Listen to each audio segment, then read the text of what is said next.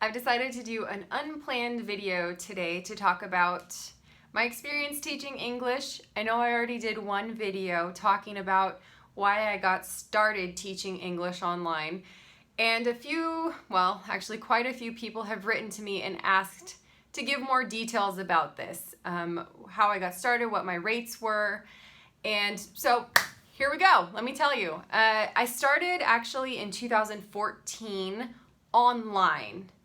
I previously had taught in Spain as an English teacher in elementary schools, and of course with my friends before that who were exchange students. So my in-person experience was up until 2014. 2014, I decided to post a very simple profile on italki with the rate of, I think I had $12 per hour, just kind of to see if anyone would book my class. And to my surprise, someone booked my class within the first week, and I started talking. I was very, very extremely nervous, especially because I don't know, there's something about talking to someone on Skype, not being sure if I knew all the answers to their questions, and I realized the worst thing that you can do is just not start. The best thing you can do is just create a profile, talk about yourself. If you don't have experience and you want to start on italki, then you can create a community tutor profile.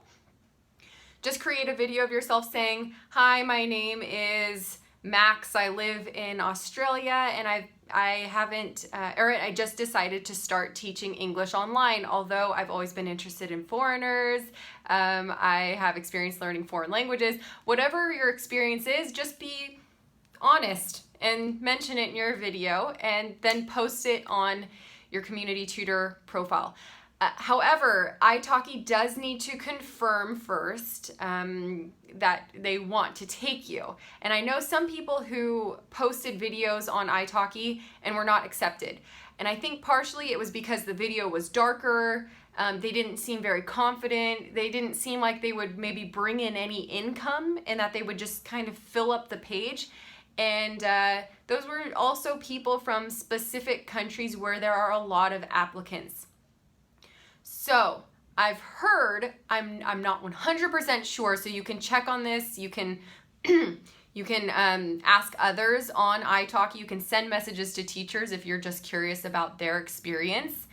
I've heard that if you are a Spanish speaker, it is a little bit more difficult to become a teacher on italki, because there are a lot of people who want to be community teachers, a lot of people who are professional teachers, and unfortunately for people who work in Spain and earn in euros, it's a little bit hard to compete with people who have a little bit lower pricing if they live, say for example in Colombia, where the cost of living is cheaper. So it's a little bit complicated if you speak, not complicated if you speak Spanish, but check with other Spanish teachers if you are a Spanish teacher. If you're an English teacher,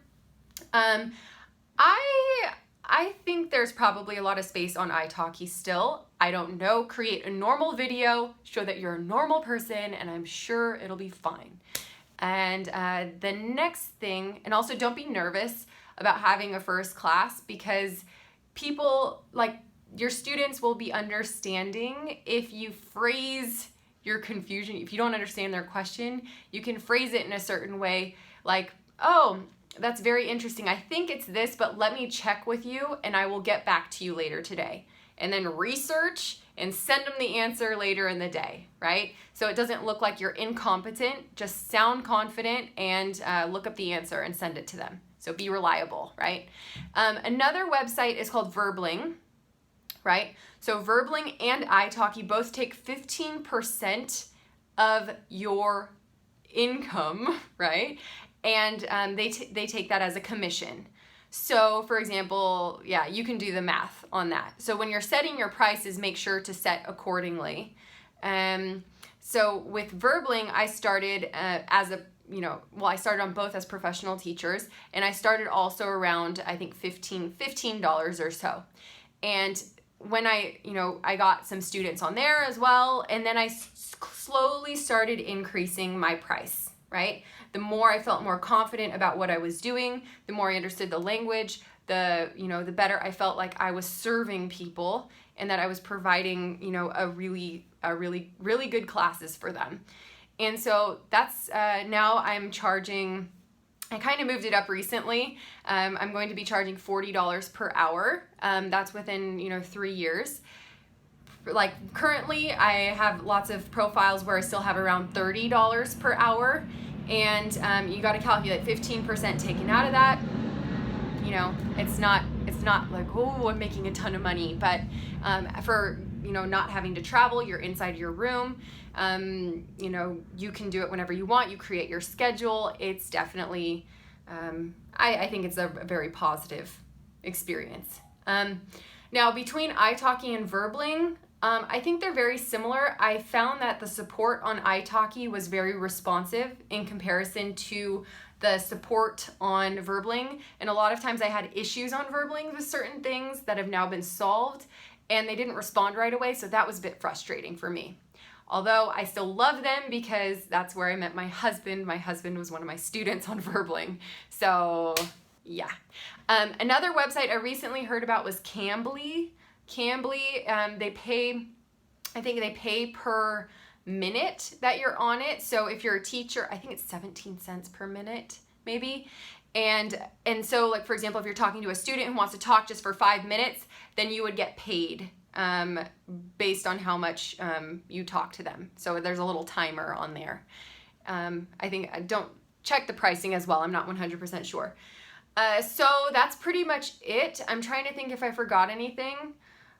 All of the systems are pretty straightforward. If I had to recommend a payment provider with both italki and Verbling, you can choose which payment processor you want to use. I started with PayPal, and then I realized Stripe was better. Their rates were better. And then a new service recently came out called Payoneer, and now I'm using Payoneer to take out my money. So for example, on a payment of $5, I'll pay a $3 fee. On a payment of $1,000, I'll pay a $3 fee. So you just kind of let your money accumulate, and then you take it out and just pay that small fee instead of paying a percentage of the price, which is what PayPal and Stripe do. So there you go. If you start, and you should put a profile up, start your prices low.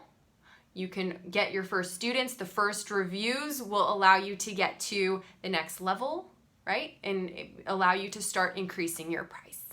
So I hope that's clear. And if you have any questions about teaching online, let me know. All right, have a nice day. Bye.